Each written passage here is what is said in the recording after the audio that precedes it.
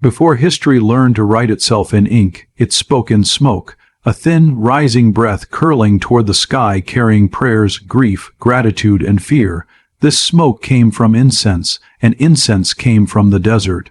Long before silk flowed from the east and gold crossed seas, the ancient world was bound together by fragrance, a scent so valuable it rivaled precious metals, so sacred it was believed to reach the gods themselves.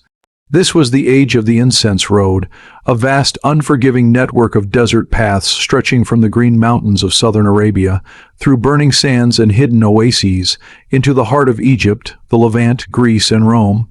It was not merely a trade route, it was a spiritual artery of civilization.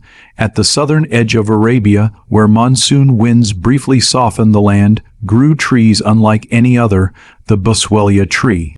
Scarred deliberately by skilled hands, its bark released a milky resin that hardened into golden tears frankincense. Nearby, thorny shrubs bled darker resin myrrh. Harvesting these substances was ritualistic.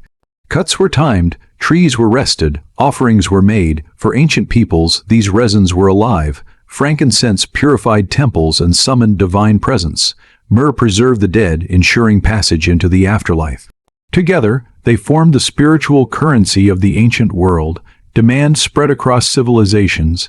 Egypt burned incense daily in its temples. Mesopotamia used it to calm volatile gods. Greece offered it at sacred festivals. Rome devoured it in temples, triumphs, funerals, and imperial ceremonies. Yet no empire could grow these trees. They belonged to Arabia. Moving incense was dangerous. The desert was merciless, waterless expanses, scorching heat, freezing nights, and endless horizons that swallowed the careless. Only one creature could conquer it reliably, the camel. With camels came caravans, lines of animals stretching across the sand like moving fortresses, guided by men who memorized the desert the way sailors memorized stars. The incense road formed slowly not as a single highway, but as a shifting web of routes responding to seasons, politics, and survival.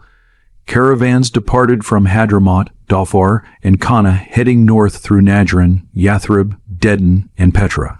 Each stop was chosen not for comfort, but for life itself. A missed well meant death. From this trade rose powerful South Arabian kingdoms. Saba, the legendary realm associated with the Queen of Sheba, controlled irrigation systems so advanced they turned desert valleys into gardens. Cataban imposed strict caravan regulations, tolls, and trade laws. Hadramaut guarded incense groves as state secrets. These kingdoms did not expand through conquest. They expanded through control of access. Every sack of incense passed through royal hands. Every caravan paid tribute. Wealth poured into stone cities adorned with inscriptions, temples, and laws. Arabia was no longer peripheral, it was essential. The incense road was never safe. Bandits lurked beyond caravan reach, men desperate enough to kill for a single sack of resin. Tribal politics shaped the road's survival. Passage depended on alliances, marriages, and tribute. Caravan leaders were diplomats as much as merchants. They spoke multiple languages. They knew tribal histories.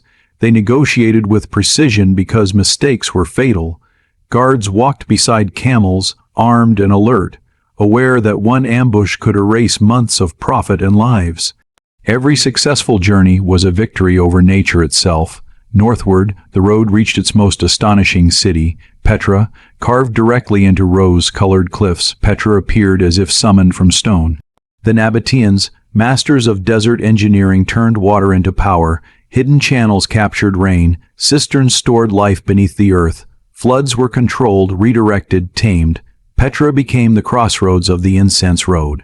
Caravans rested, deals were struck, cultures collided, Greek architecture blended with Arab tradition, gods merged, languages mixed. Petra was not just wealthy, it was cosmopolitan. As Rome expanded, its hunger grew. Incense consumption reached unprecedented levels. Pliny the Elder lamented that Rome's silver was bleeding eastward, burned literally into the air. Roman emperors attempted to break the desert monopoly. They sent expeditions down the Red Sea, they mapped monsoon winds, they opened maritime routes to India and southern Arabia. The incense road felt the pressure, caravans declined, but did not disappear. For centuries, desert trade remained faster, safer, and politically reliable than the sea, until it wasn't. The incense road carried more than goods. It carried ideas, writing systems spread, astronomy crossed borders. Legal traditions traveled with merchants. Religions followed the road's footsteps. Judaism found footholds in oasis towns. Christianity spread through traders and missionaries. Local beliefs blended, adapted, transformed. The desert was no longer isolated, it was connected. This constant exchange reshaped Arabia, preparing it unknowingly for its next chapter. By the 6th century, the world changed. Maritime trade dominated. Incense lost its central spiritual role. Empires collapsed and reformed. Cities like Petra faded. Caravans thinned. Routes vanished beneath sand. Yet the road had already done its work. It had trained Arabia in trade, negotiation, and long-distance networks. When Islam emerged, it rose in a land already shaped by centuries of movement and exchange. Mecca itself had been a caravan hub. Its people experienced traders, mediators, and travelers. The incense road did not disappear. It transformed. Today, silence reigns where camel bells once echoed. But the desert remembers, in ancient inscriptions, in forgotten ruins, in the lingering scent of resin burned in remote villages. The incense road reminds us that civilization does not always rise along rivers or seas.